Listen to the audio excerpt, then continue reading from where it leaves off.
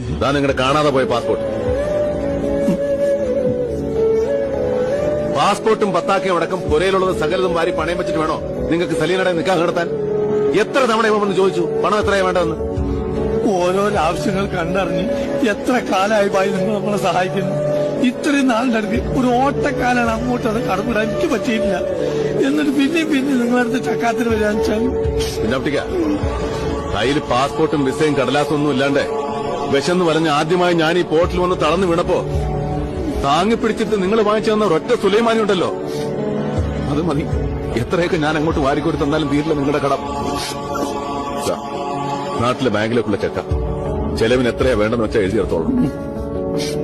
സലീനയ്ക്കുള്ള പൊന്നും ഉരുപ്പടികളൊക്കെ ആയിട്ട് എയർപോർട്ടിൽ ഇവൻ വരും നിങ്ങളെ യാത്രയാക്കാൻ. എന്തായത്? നിങ്ങൾ ഒറ്റ ഒരുത്തം കാരണമായത് ഇതെല്ലാം ഉണ്ടായത്.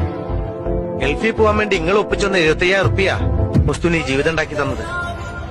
എടാ മുസ്തു, ബാലേട്ടൻ ആദ്യമായി കൊടുത്ത പണം തിരിച്ചു ചോദിക്കുക. പലിശ സഹിതം നീ തരുമോ? എനിക്ക് 3 ലക്ഷം രൂപ. എന്താ പാലായിട്ട് എങ്ങനെയൊക്കെ ചോദിക്കണേ?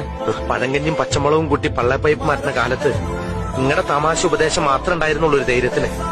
കോഴിക്കോട്ടങ്ങാടിൽ ഓട്ടോറിക്ഷ ഓടിച്ചു ചാലിയാറിൽ മുങ്ങി മണലും വാരി കുടുംബം നോക്കാൻ കഷ്ടപ്പെട്ടിരുന്ന എന്നെ ഈ നിലയിൽ എത്തിച്ച ബാലേട്ടൻ എന്റെ മുമ്പിൽ കാശിന് വേണ്ടി കണ്ണു നിറയ്ക്കേ.